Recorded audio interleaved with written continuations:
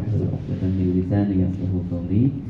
Allahumma iftah lana futuhal 'arifin wansur 'alaina min khazain birahmatika ya arhamar rahimin.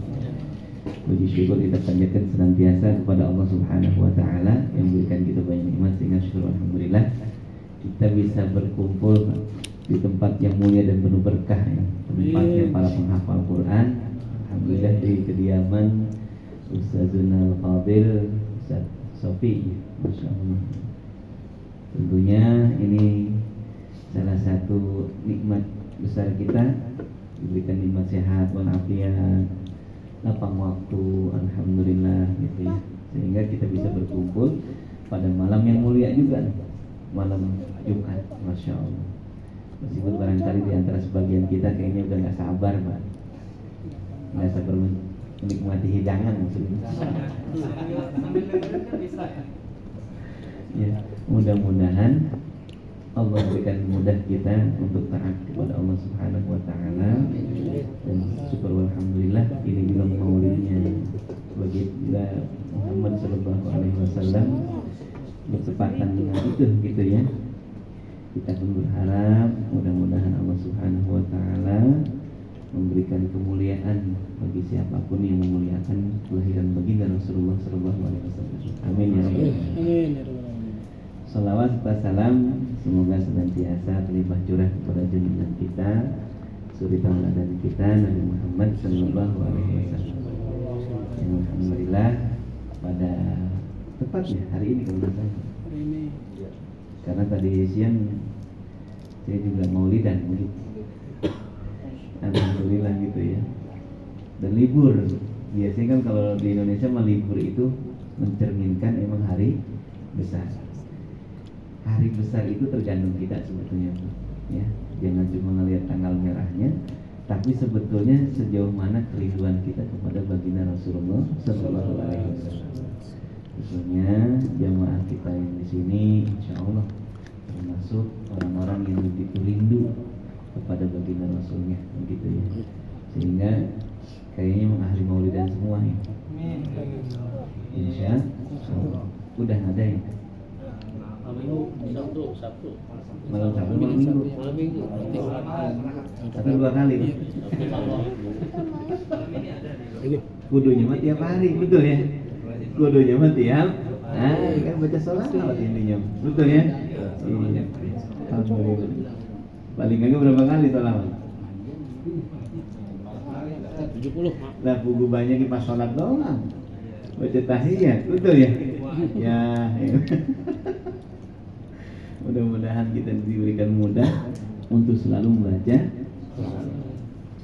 Hadirin yang dirahmati Allah Subhanahu wa taala. Tema kita pada kesempatan kali ini apa tuh? Asal usul Rabiul Awal. Emang ada usul-usulnya Pak Haji? Ada. Iya. Saya juga bingung itu. Iya. Emang Pak Haji itu luar biasa ini. Ngasih judul tuh di luar nalar kita ya. Iya, subhanallah. Di luar batas gitu kan. Jadi rada-rada ribet gitu kita nyari materinya gitu ya. Bisaan. Jadi penanggalan Islam itu kita sama-sama udah tahu pada zaman siapa? Umar bin Khattab. Zaman Nabi belum, zaman Abu Bakar belum gitu ya. Nah pada zaman Umar inilah penanggalan kalender Hijriah itu ditetapkan. Alasannya kenapa? Satu ketika Umar bin Khattab sedang mengarsipkan surat, Pak. Ada surat dari Abu Musa al-Asy'ari yang kemudian tidak ada tanggalnya. Bingung Umar, ini surat kapan ya? Nah, gitu. Kalau nggak ada tanggalnya, dikhawatirkan kan ini surat penting, terus pemberitahuan tentang apa, kan begitu ya, kejadian kapan, kan sangat penting itu, titi mangsa itu. Di kita juga sangat penting ya, tanggal itu, waktu itu sangat penting. Maka diadakanlah musyawarah pada waktu itu. Banyak sebetulnya masukan-masukan. Umar sendiri memberikan masukan kepada para sahabat ketika musyawarah penanggalan kalender Hijriah itu. Dari mulai kapan kita menghitungnya? Kan begitu. Kata Umar, gimana kalau misalkan penghitungan kalender Islam itu dimulai dari bi'tsahnya Rasulullah SAW ketika Rasul diangkat menjadi Nabi dan Rasul. Nah kemudian Ali bin Abi Thalib punya pendapat yang berbeda. Ini terkenal ya, anak muda yang cerdas, cerdik, canggih begitu ya. Beliau mengusulkan gimana kalau kalender Hijriah itu disesuaikan dengan hijrahnya baginda Rasulullah Shallallahu Alaihi Wasallam dari Mekah ke Madinah. Gitu. Masya Allah. Akhirnya disetujuilah usulannya Ali bin Abi Thalib dan ditetapkan oleh Umar bin Khattab tanggal 8 Rabiul Awal tahun 17 Hijriah. Nah dari situlah dimulai kalender Hijriah. Mengenai penamaan, nah bangsa Arab kalau misalkan ngasih nama itu, khususnya kalender Hijriah, ini disesuaikan dengan situasi kondisi yang berlaku. Hobi banget bangsa Arab itu perang. Kenapa disebut Muharram? Kalau Muharram agak sedikit berbeda dari para alim ulama. Kenapa disebut Muharram ini? Kan Muharram artinya dimuliakan. Kenapa emang? Nah, pada bulan Muharram ini baginda Rasulullah SAW sudah merencanakan untuk berhijrah kepada Yathrib waktu itu, yang sekarang jadi Al-Madinah Munawwarah, gitu ya. Meskipun nanti pelaksanaan berangkat hijrahnya itu pada bulan Safar, di penghujung bulan Safar. Tapi hebatnya baginda Rasulullah, nanti ketika pas hijrah itu nggak langsung menuju arah Madinah, tapi membelakangi Madinah. Gua Sur itu nggak satu tujuan dengan Madinah. Kalau Madinah misalkan ke selatan, Gua Sur itu ada di utara, atau sebaliknya, begitu kira-kira.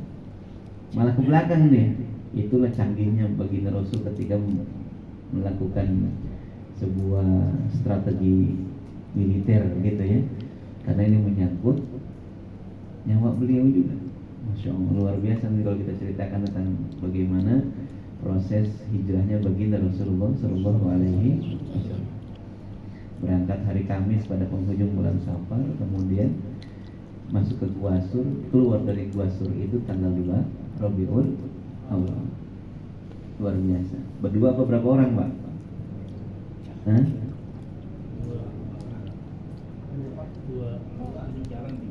Berapa orang? 2 apa 3? 3 apa 4? Harus tahu nih. Berapa orang? Kalau yang kita sering dengar kan cuma baginda sama Abu Bakar. Ada juga penunjuk jalannya. Kemudian ada juga mata-mata intelijennya Rasulullah SAW. Anaknya Abu Bakar, Abdullah bin Abi Bakar itu salah satu intelijennya baginda Rasul ketika Rasulullah dibuat. Ya, sedangkan Ibunda Aisyah dengan Asma itu yang mengantarkan makanan. Masya Allah, ini pelajaran berharga bagi kita ketika kita melakukan perjalanan dakwah, gitu ya. Tantangannya berat, panjang, luar biasa. Ini pendapat pertama. Jadi Muharram itu kenapa dimuliakan? Karena dari bulan Muharram inilah Rasulullah merencanakan untuk melakukan hijrah. Yang kedua, Muharram ini merupakan bulan yang diagungkan oleh bangsa Arab karena pada bulan-bulan ini dilarang kita melakukan peperangan. Tidak boleh. Ada 4 bulan yang dilarang. Sebelum datangnya syariat Islam, orang Arab juga sama. Pada 4 bulan ini mereka nggak mau berperang.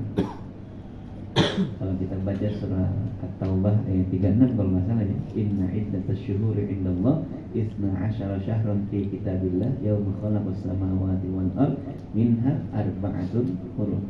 Dijelaskan oleh Rasulullah yang 4 bulan ini yang berurutan, kata Rasulullah 3 bulan. Salah satu mutawaliyah, yang satu lagi terpisah. Mana yang berurutan? Dzulqa'dah, Dzulhijjah, Muharram. Yang terpisah bulan Rajab. Nah gitu. Dinamakan bulan Muharram karena orang-orang Arab emang tidak ada yang berperang sama sekali untuk menghormati mulianya bulan Muharram. Termasuk bulan-bulan yang diagungkan oleh bangsa Arab. Bulan Muharram. Kenapa bulan Muharram ini diletakkan pada bulan pertama di kalender Hijriah? Yang kedua bulan Safar. Kosong, Pak. Kosong ngapain nih, Pak? Orang Arab ngosongin karena kemarin kita nggak boleh perang, hari ini perang semua gitu. Pagi dah bareng-bareng gitu. Jadi bulan Safar itu bahasa asalnya adalah sifrun, kosong, ngosongin semua rumah gitu. Kemana dia pada pergi? Untuk ke medan perang. Bangsa Arab nih, hobibat berantem. Orang Indonesia hah? Beda tipis. Sama baik, gayanya doang gitu ya. Gayanya doang. Kalau bangsa Arab emang dari dulu terkenal Pak, bersuku-suku gitu ya, berkabilah-kabilah. Di Indonesia juga ada suku, bahkan di Indonesia berapa sukunya? Hah? Ada berapa? Kalau ngikutin bahasanya kan ada 740-an. Kalau ngikutin bahasa, itu bahasa Pak, belum logat. Sunda aja logatnya beda-beda tuh. Jangan kaget Sunda Bogor sama Sunda Kerawang sama Sunda Bandung. Kalau disatuin, pening orang Bandung. Aduh, ini orang kasar amat, kan begitu ya. Di Jawa juga sama, betul ya? Iya. Yang paling lembut mana Pak? Jogja. Pokoknya yang berbobot keraton biasanya bagus bahasanya. Kadang bahasanya bukan bahasa biasa katanya. Betul ya? Iya. Kita kira ada kurang arti katanya. Apalagi bukan orang Jawa, orang arti pisan udah. Betul ya? Beda tuh. Tata keramanya kalau orang yang betul pakai bahasa pribadi pribuminya Pak, luar biasa. Biasanya memang diselipkan tuh setiap bahasa itu tata semua. Yang kasar aja, Betawi juga sama tuh. Kelihatan doang kedengerannya kasar banget. Lu gua. Aslinya mah orang Betawi biasa aja. Lu gua itu kalau untuk yang tua sama yang muda, baru bahasanya lu gua. Kalau misalkan yang seumuran apalagi ke atas mah beda lagi bahasanya. Gitu ya? Sama. Balik lagi ke laptop. Kejauhan. Safar berasal dari kata sifrun, artinya no. Orang Arab ngosongin rumahnya. Kemana Pak dia kumpulnya? Ke medan. Habis Safar apa? Nah sekarang nih Rabi' itu artinya musim semi. Udah mulai tuh. Kalau musim semi kayak gimana Pak? Kayak gini nih. Banyak gadis. Hah?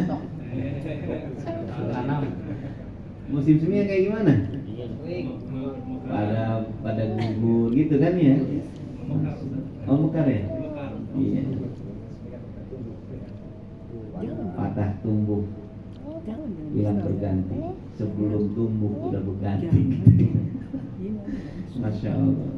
Jadi Rabiul Awal itu karena melihat kondisi Pak, ketika musim semi inilah dinamakan dengan Rabiul Awal. 2 kali musim semi Pak di bangsa Arab itu. Kenapa ada Rabiul Awal, ada Rabiul Tsani, ada Rabiul Akhir. Akhir musim semi, makanya masuk bulan berikutnya yang kelima Jumadal Ula. Jumadal itu artinya apa coba? Keras, membeku, karena udah masuk mulai musim dingin. Ya, atau bahasa yang lain juga Jumadal itu disebut juga musim kering banget, kering kerontang. Disebutnya karena saking keringnya nggak ada air, jadi pada beku. Artinya beku. Jumadal itu pun 2 kali 2 bulan. Jumadal Ula, Jumadal Tsani. Habis itu apa? Rajab. Betul nggak? Ini apa nggak sih? Ini jangan-jangan kagak apa lagi Pak. Bulan Rajab juga termasuk bulan mulia. Mereka juga satu nih Pak. Bahkan dalam bahasa Arab itu sebagian ulama-ulama bahasa Rajab itu diartikan dengan memutuskan tombak, bukan memutuskan, nyopotin tombak dari ujungnya. Tombaknya taruh di dalam Pak, ditempatkan. Jangan dikeluarin, karena ini juga dilarang untuk melakukan peperangan. Saking hormatnya mereka sama bulan Rajab. Istilah Rajab itu kalau dalam bahasa Arab dan juga kebiasaan orang Arab itu mencopot ujung tombak untuk disimpan karena tidak boleh melakukan peperangan. Habis itu apa lagi? Sya'ban. Sya'ban ini artinya apa Pak? kumpulan, Pak. Kumpul lagi dia mau ngapain? Ama ribut lagi, mau perang lagi. Muharram nggak boleh ribut, Safar kosong pisan, perang semua. Ya, Rajab nggak pada ribut, nggak mau perang ya kan. Abis bulan Rajab berkelompok lagi ribut. Ada yang sebagian digunakan untuk berperang Sya'ban itu. Ada yang berkelompok mereka melakukan perjalanan dagang, bisnis. Ada yang ke Syam gitu ya, ada yang kemana gitu. Masuk bulan Sya'ban, setelah bulan Sya'ban bulan Ramadan. Ramadan bagus nggak Pak? Bagus Ramadan mah. Tapi arti makna aslinya, Masya Allah, Ramadan itu artinya kering, kerontang, panas. Roman kayak kita karang, Masya Allah. Udah hujan belum? Belum kan? Oh pernah? Daerah-daerah sana Pak, utara udah mulai pada kering gitu. Air udah mulai pada susah. Ini Ramadan. Jadi Ramadan itu biasanya emang pada bangsa Arab ketika mereka menghadapi lingkungan cuaca yang begitu luar biasa. Justru ketika itulah turun perintah puasa.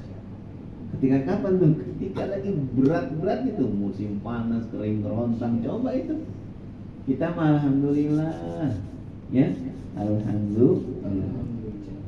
Kalau musim panas itu Pak, sholat maghribnya aja jam 8, sholat isya jam 10. Di sini pernah sholat isya jam 10? Isanya lebih. Oh itu lebih.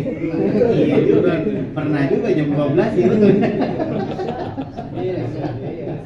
Bukan karena cuacanya betul ya. Iya betul. Iya cakep dah. Waktu subuhnya mah kagak berubah, masih tetap jam 5-an, tapi maghribnya mundur tuh, rada lama dia, rada jauh. Itu masih bagus. Bagian Eropa, Amsterdam tuh Belanda sonoan dikit, ya lebih parah lagi. Jadi sahurnya jam 2, karena katanya jam 3 udah mulai subuh. Itu buka puasa jam 9, sholat isyanya hampir jam 11. Lalu itu sholat tarawih Pak, cuma ngobrol ngopi doang langsung sahur. Ya, betul ya. Panas panjang jam kata Ustaz Zainal. Beberapa tahun yang lalu di sana kebetulan luar biasa. Allah sekali. Kita mah alhamdulillah cuman segitu aja masih banyak ngeluh. Betul ya. Nah Korea tuh, ini mana orang LG yang pernah ke Korea, betul ya? Pernah ngerasain puasa sana Pak Haji? Pernah Pak? Gimana? Enak nggak? Batal terus gitu ya. Darurat. Alhamdulillah. Jumatan yang lewat. Setahun nggak Jumatan fix. Jumatan di mana betul ya? Aduh, kita punya tugas utama di sana. Ini luar biasa Pak. Ramadan itu di bangsa Arab artinya kering. Jadi justru ibadah puasa diturunkan oleh Allah emang pada kondisi yang sangat luar biasa, ujiannya buat manusia. Orang lagi aus malah jangan minum pisang. Tapi terkadang emang sebetulnya obatnya jangan minum. Bapak lagi aus banget dicoba kena es. Wassalam tuh Pak, kalau nggak satu teko jago. Betul nggak? Bolang air kalau belum kembung. Ntar udah berkembung ya kan, dari hidung pada keluar gitu, baru udah. Atau kalau udah mulai sakit radang.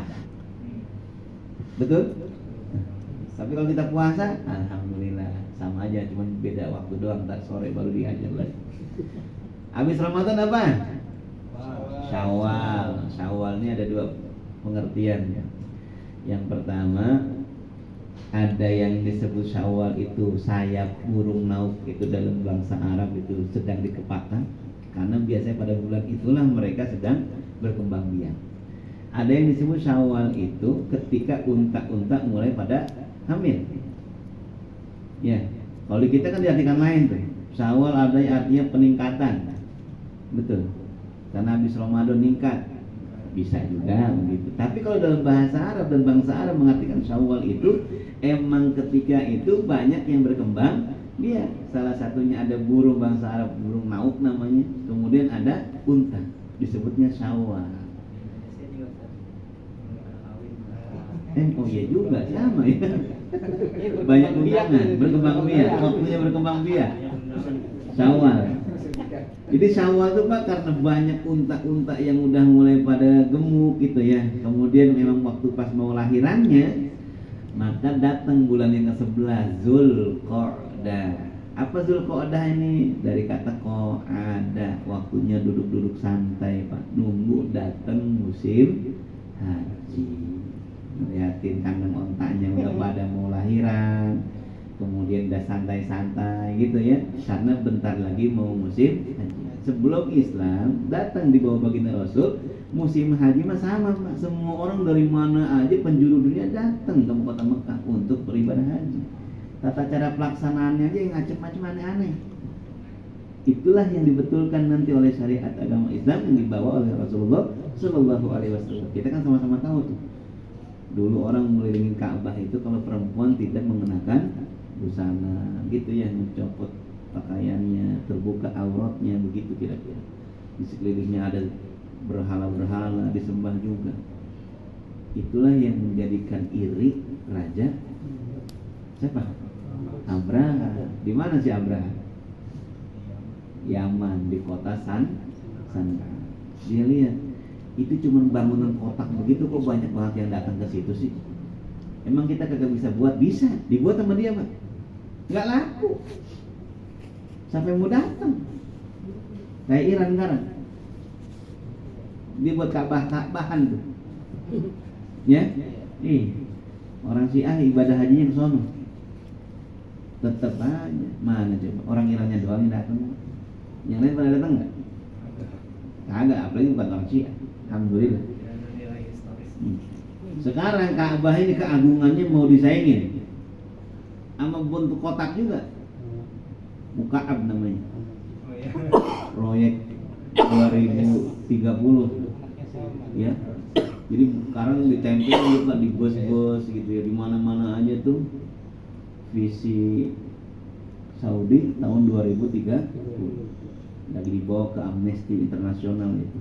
Yang nggak mau digusur Pak, dipenggal kepalanya. Kurang ajar buat orang. Betul, ya.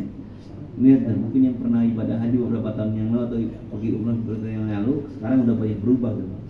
Dihabisin semua tuh pasar yang biasa kita datengin karena murah, nggak ada. Bingung kita, betul ya. Kornis aja udah mulai mau berakhir susah. Nggak bahasa Mahmudin doang. Ya Allah, mudah-mudahan habis semuanya tuh. Mau dibangun dia, ada sebutan membangun Muka'ab nanti Pak, bentuknya kubus kotak. Yang konon katanya ntar itu ada mobil terbang lah macam-macam deh itu, ya. Dia mau ngalahin Dubai katanya. Sekarang proyek besar-besaran di Saudi, masya Allah. Bukan nggak boleh gitu ya. Tapi kalau gitu-gitu amat sama rakyat kan jadi masalah. Masya Allah. Bahkan Ka'bah itu nanti Masjidil Haram berubah, nggak begitu lagi bentuk, ya, muter sampai radius berapa gitu, nanti muter juga hotel-hotel. Tower Zamzam kan baru itu, konon katanya udah mulai diukur mau dirubuhin Pak. Ya Allah, sedih nggak? Enggak sih, bukan punya kita. Tapi kan kita tahu membangunnya, betul ya? Ya, mahal biayanya, itu pun wakaf. Kan wakaf itu. Raja siapa sih? Wakaf raja siapa? Ada bacanya sebetulnya. Tower Zamzam itu wakaf. Mau dirubuhin semuanya. Masjid Nabawi juga sama mau dirobah. Yang sebagian makam baki aja kan udah berubah sekarang. Betul ya? Motorin makam baki lumayan sekarang Pak. Kalau dulu kita masuk paling ngelihat keluarga Rasulullah, istri-istrinya, betul ya? Paling yang paling jauh kuburannya Utsman bin Affan, yang samping sebelah sini kuburannya Ali dan di Siti Fatimah, betul? Segitu doang. Sekarang enggak Pak? Diputerin kita tuh, jauh muter dah. Keringetan dah pokoknya. Di samping makam di depannya itu lagi dibangun. Entah buat apa tuh, katanya tadi tuh sesuai dengan visi 2030-nya Saudi. Ini luar biasa ya. Ya, nanti ini hanya akan mempercepat nubuahnya Rasulullah Shallallahu Alaihi Wasallam. Kan ketika ditanya Rasulullah, mata saat kapan kiamat itu terjadi? Kan gitu. Apa jawab Rasulullah? Diplomasinya malam mas'ul anha bi'a'lam minasa. Masa yang ditanya lebih tahu ketimbang yang nanya, begitu kira-kira. Ya, masya Allah. Fa'akhbirni an amaratiha. Coba sampaikan kepada saya, kata malaikat Jibril itu yang berupa manusia, tentang tanda-tandanya. Antalidal amatu rabbata.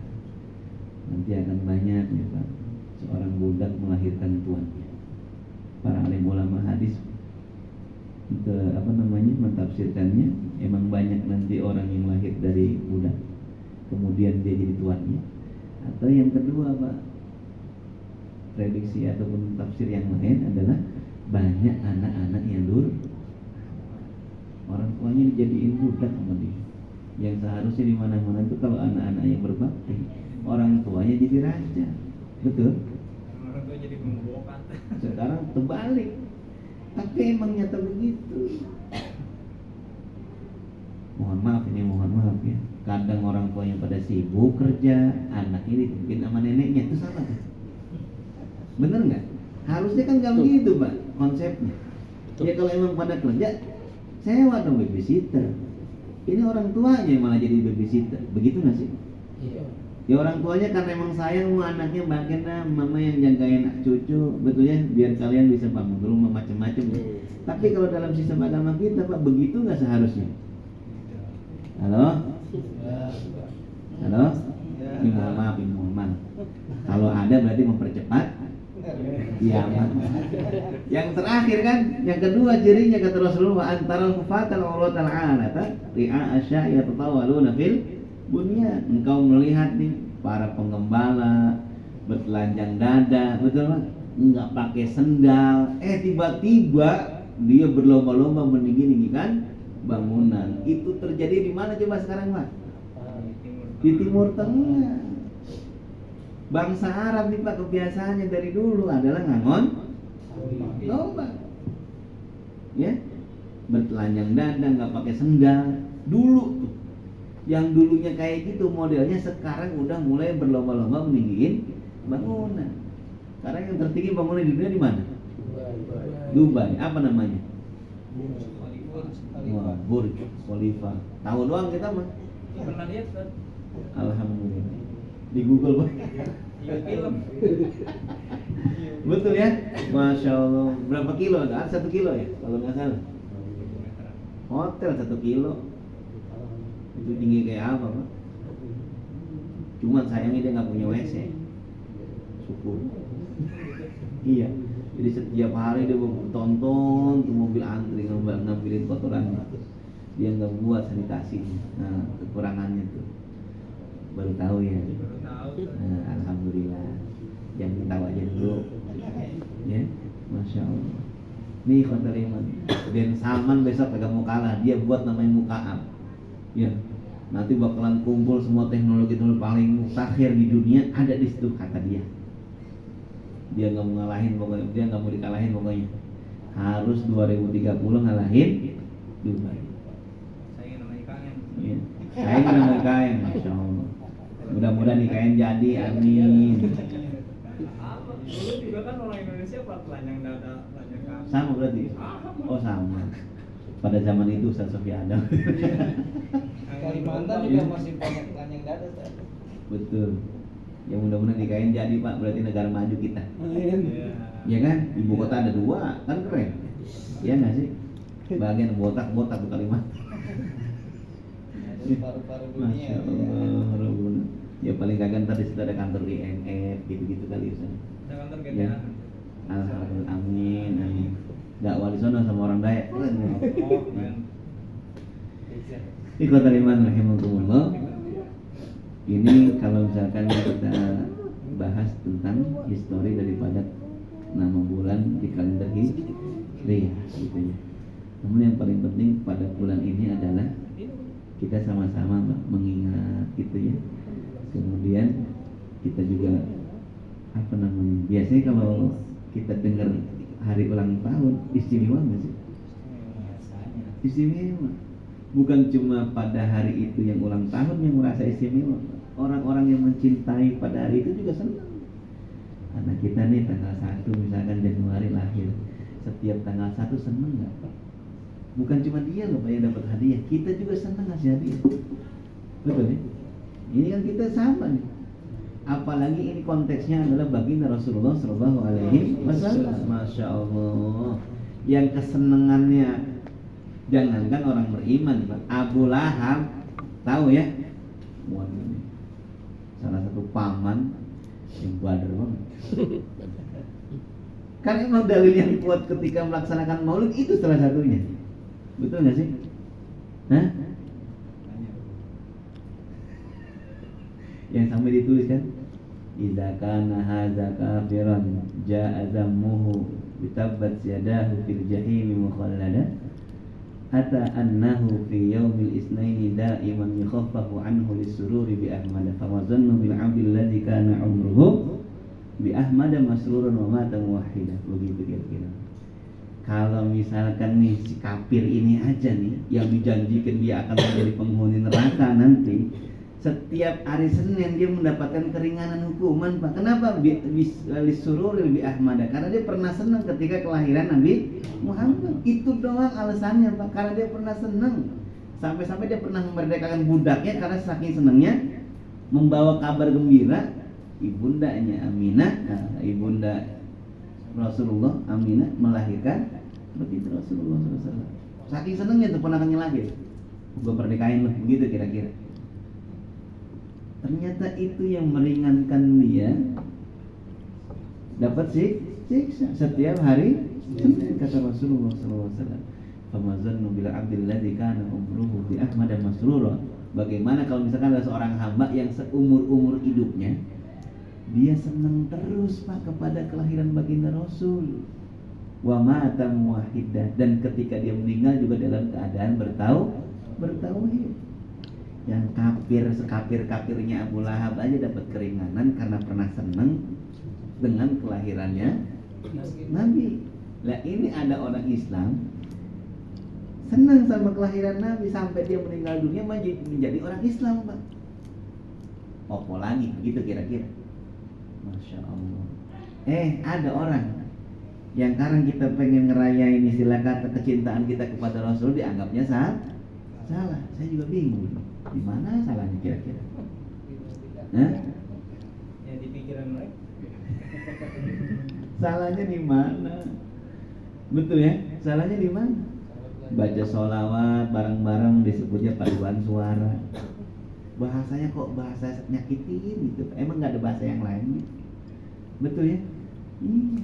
Kalau bahasa kita kan yang paling gampang, ketimbang situ ngoreksi amalan orang, tinggal tanya diri situ. Orang-orang yang ente anggap sesat dan sebagainya udah sholawat, ente udah baca belum sholawat?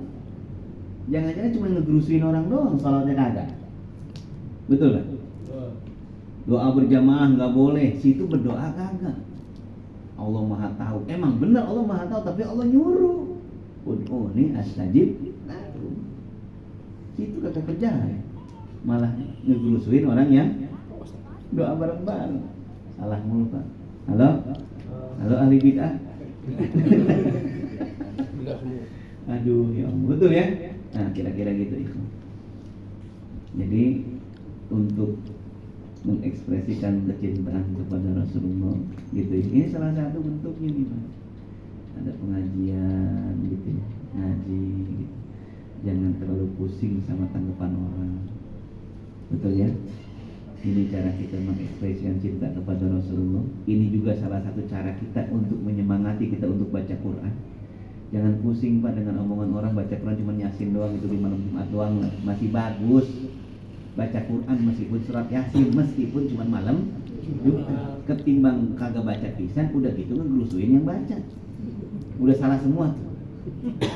Betul ya? Kita jangan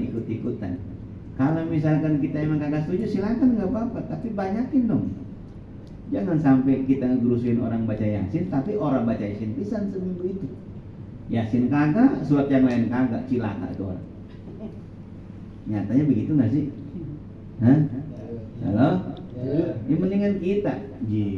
Alhamdulillah. Betul ya? Nah iya, minimal tuang rumah banyak barokahnya nggak?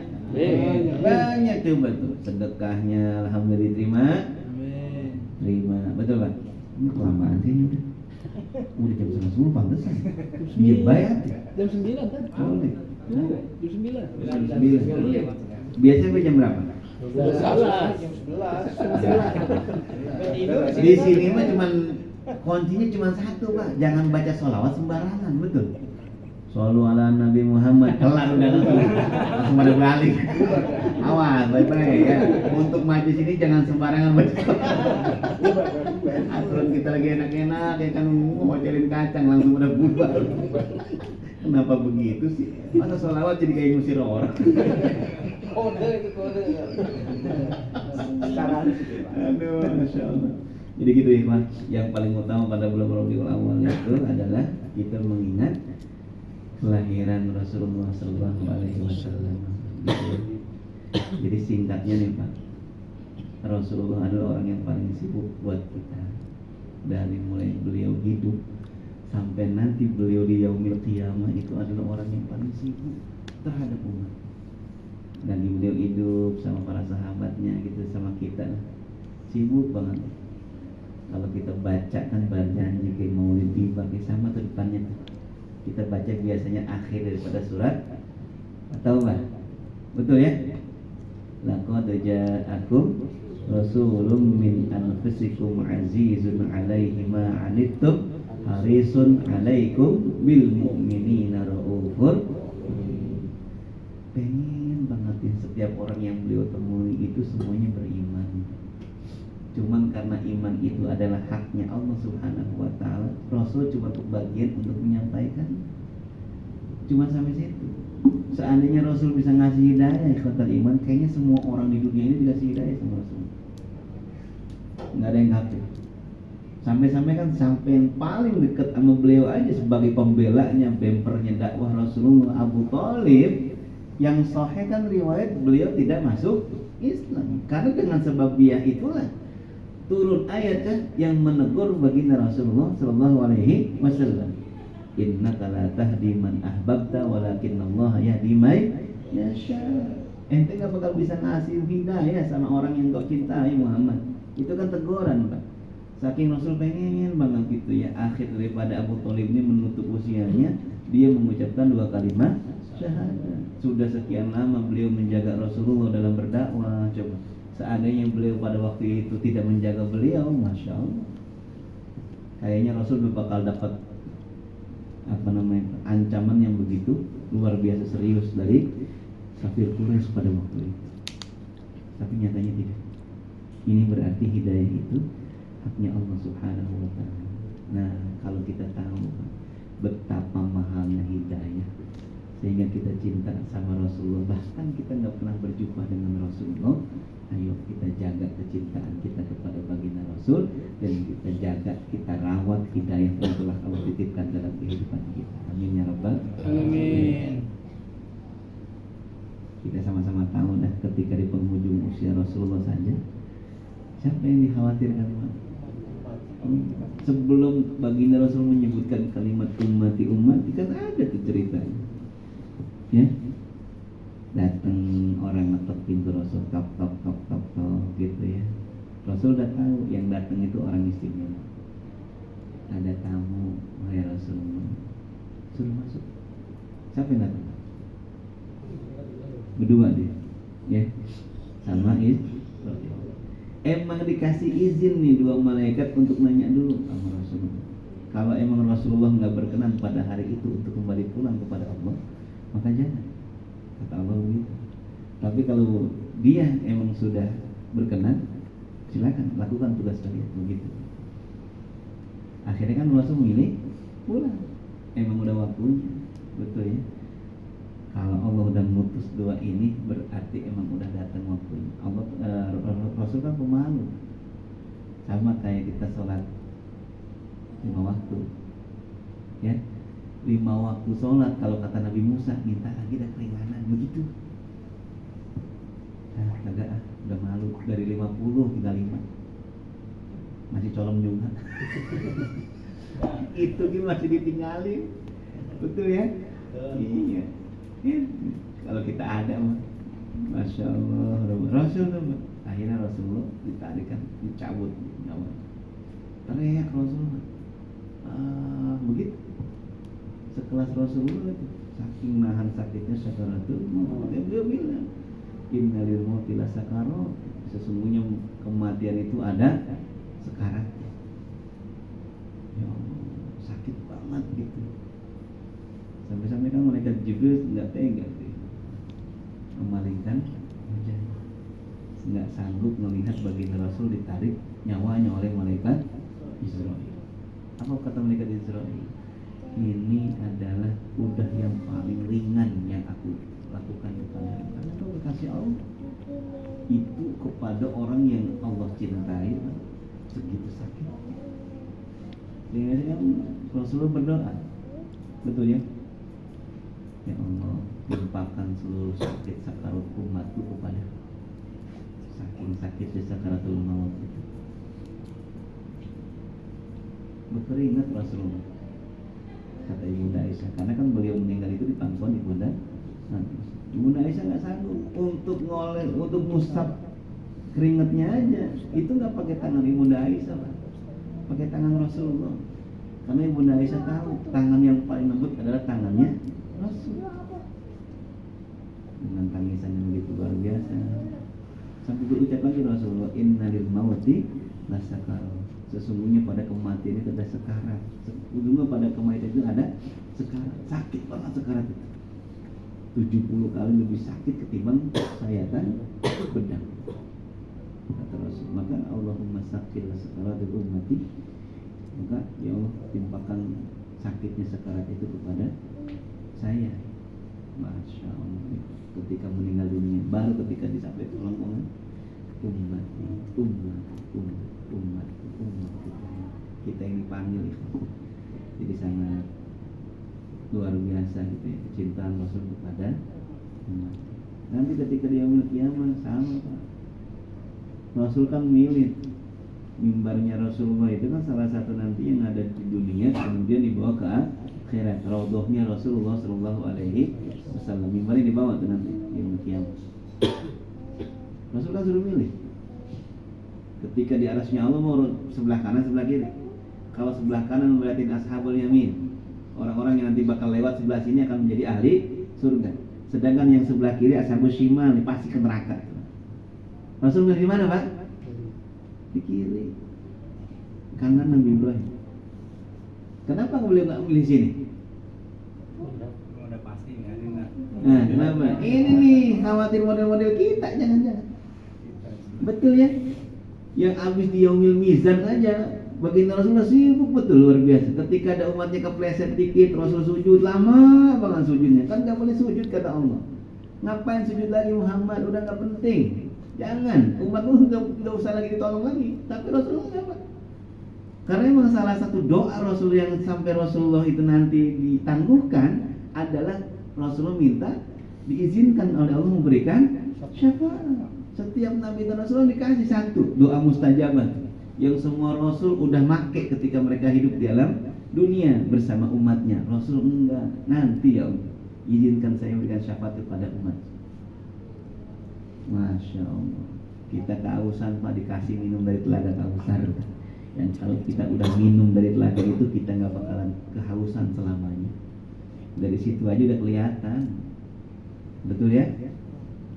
Ada orang-orang yang barangkali mohon maaf itu ketika ngikut antri mau ngambil digeser malaikat minggir. Itu bukan umatnya Rasulullah Sallallahu Alaihi Wasallam. Tapi Rasul kan pengen ngasih semuanya. Karena nanti yang bakalan minta syafaatnya Rasul bukan cuman kita. Dari zamannya Nabi Adam sampai umat yang terakhir Pak, rasain kiamat.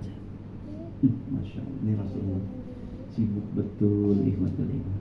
Ya, di akhirat sibuk minta ampun kepada Allah agar umatnya semua selamat menjadi ahli surga. Makanya kan janji Rasulullah itu ketika beliau masih hidup nyampein sama kita, kullu ummati yadkhuluna jannah illa man aba. Setiap umat itu pasti masuk surga kecuali yang kagak mau.